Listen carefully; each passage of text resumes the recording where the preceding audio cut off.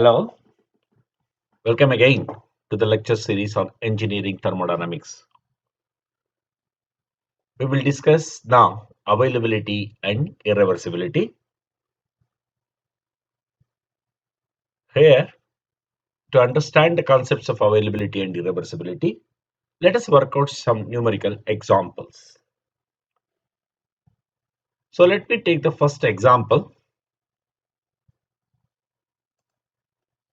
So here, the example is 5 kg of steam initially at elevation of 10 meter and velocity of 25 meter per second undergoes some process such that finally it is at elevation of 2 meter and velocity of 10 meter per second.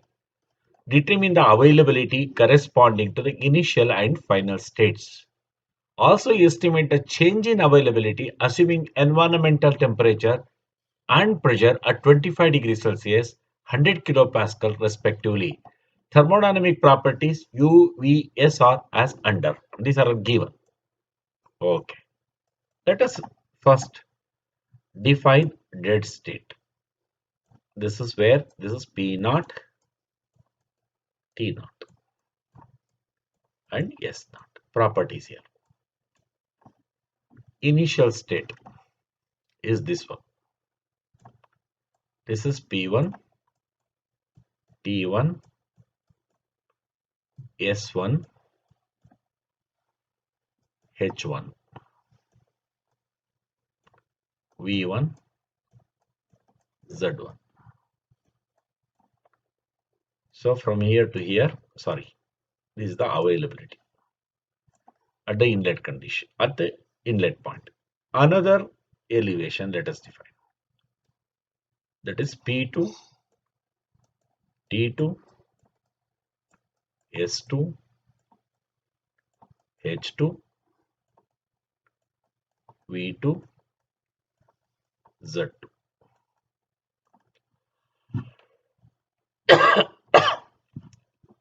If you want, you can define specific volume. Also, internal energy.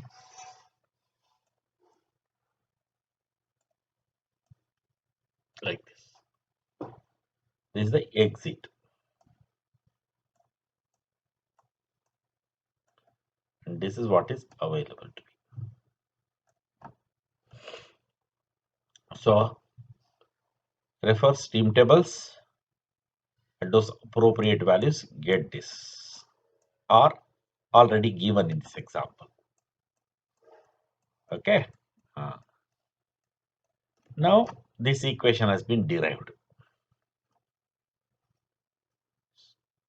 Availability at inlet, you call it as this one.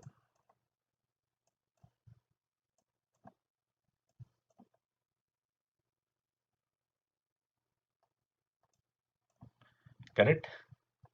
Exit condition means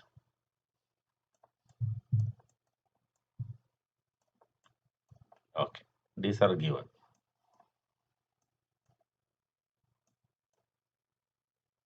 Okay.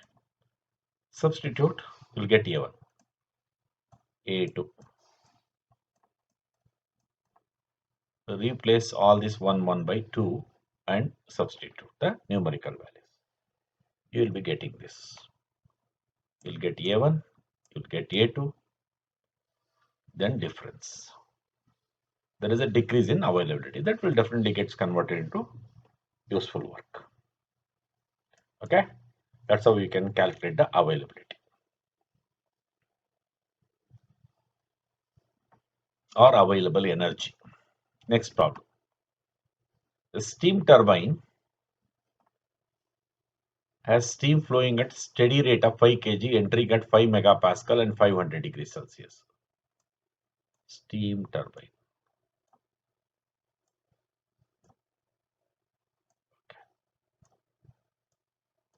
Condition 1. Condition 2. You will get work here.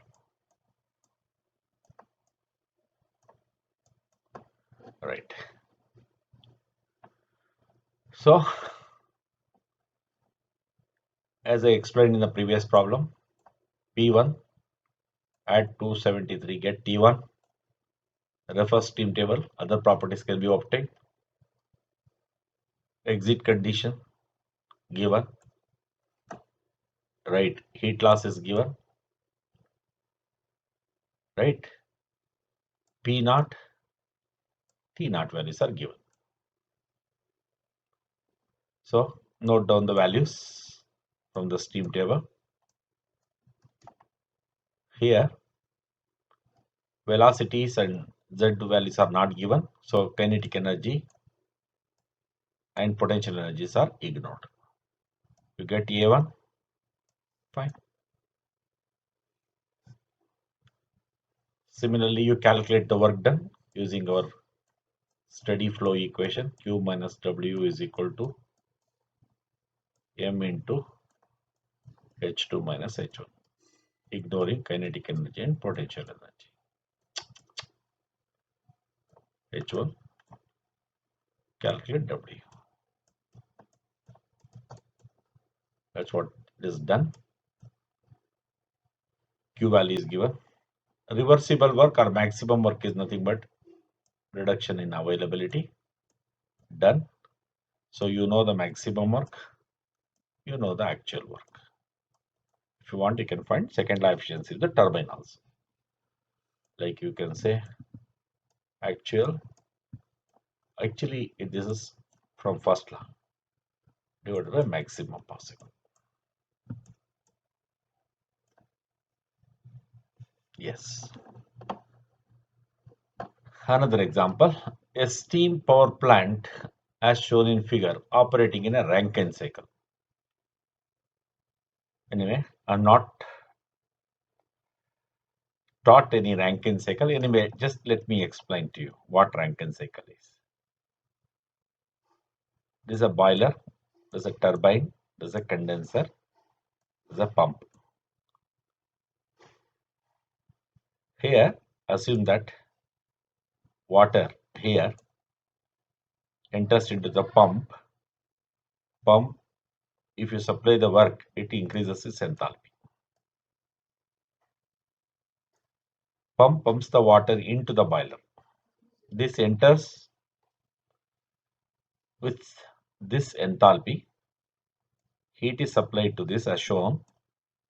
It gets converted to steam. It comes out with this enthalpy. 1 to 2, it is liquid state. 2 to 3, we are heating and converting into saturated steam. 3 to 4, we expand. It will become wet steam. If it lies here, it is saturated, completely dry. Here, there is some water vapor and steam, both are present. That's why I call it as wet steam. Again, it passes through the condenser. We remove the heat and convert the wet steam into completely water. This cycle we call it as Rankine cycle.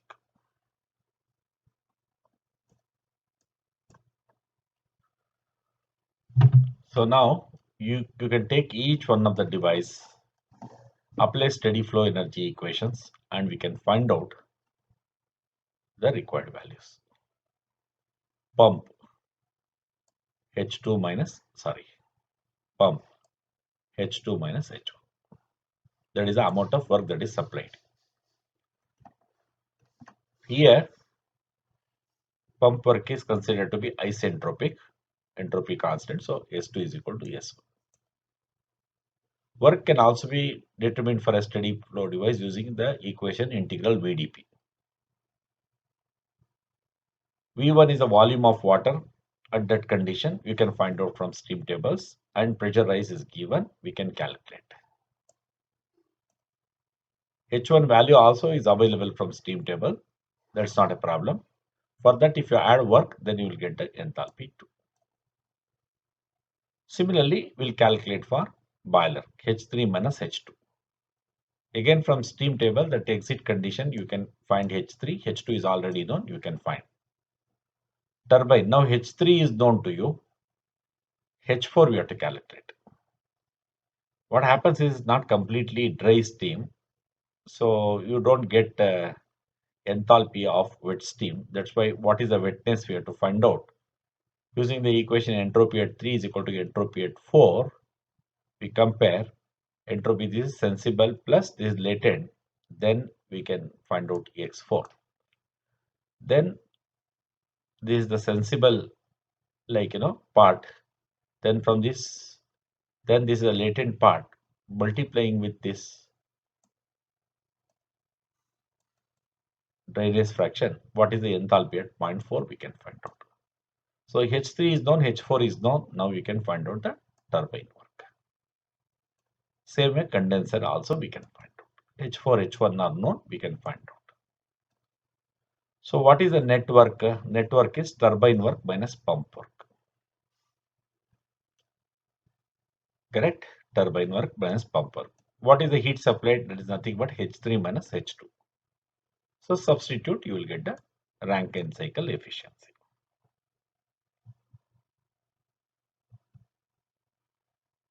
Okay. Next. Sorry.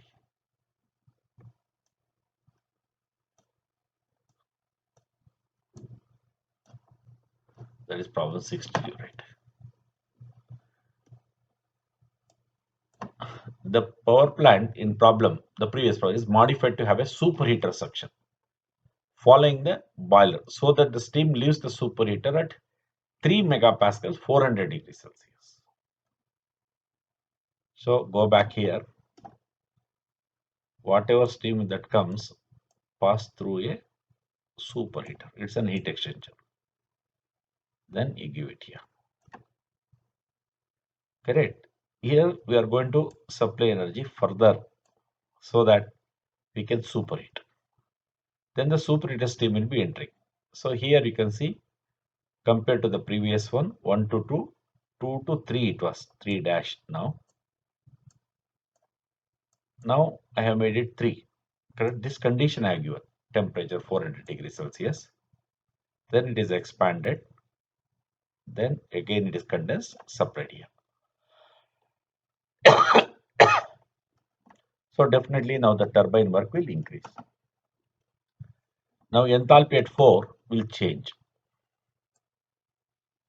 Correct? Because dryness fraction changes.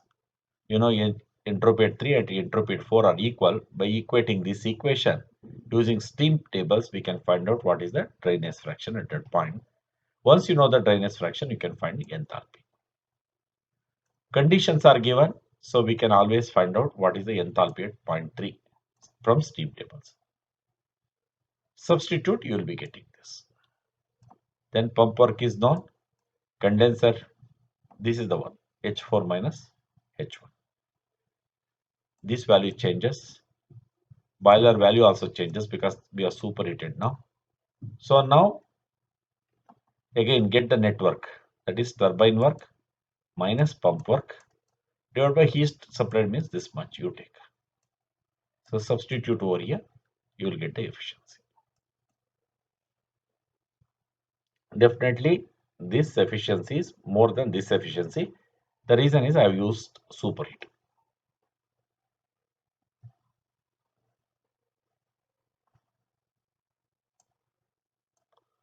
Okay. Now let us take this problem. Find the availability of water at 4 states in Rankine cycle. Okay. Let me draw.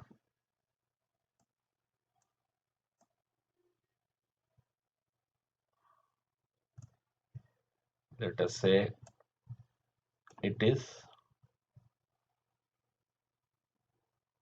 0 state, 1 state, 2 state. So that means this is psi 2, this is psi 1. This is what we call it as availability function. 3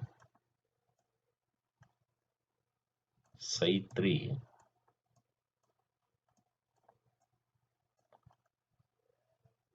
then what you can say, this you can know psi 2. maybe it's turbine. I'll just write here 4. Maybe I'll write psi 4.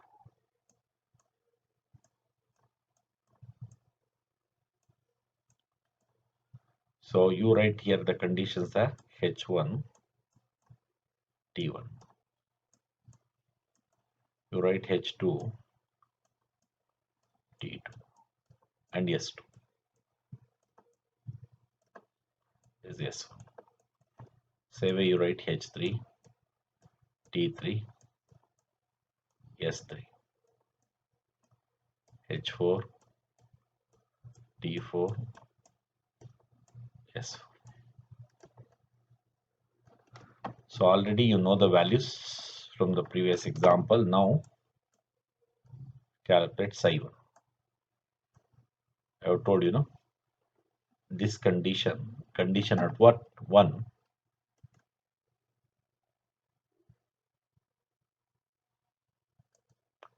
minus condition at here reference point or dead state. Similarly, you calculate psi 2. Okay, fine. Similarly, you calculate psi 3 and also calculate psi 4.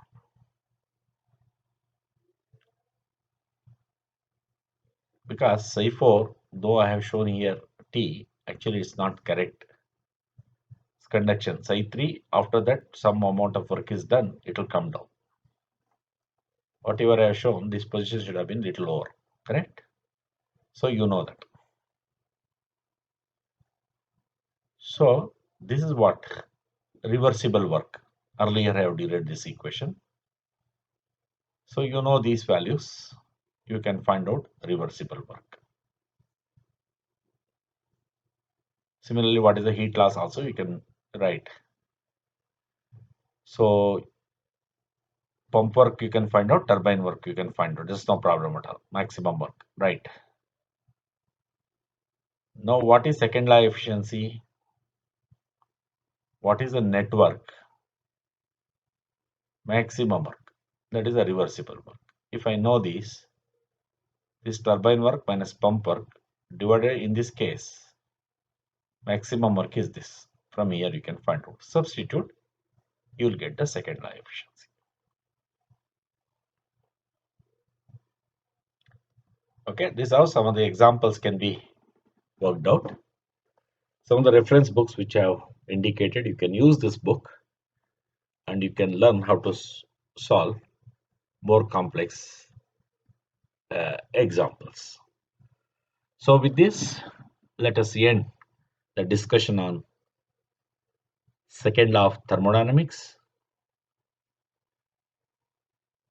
entropy, a property consequence of second law, and the concept of reversible or maximum work and concept of availability and irreversibility. Thank you.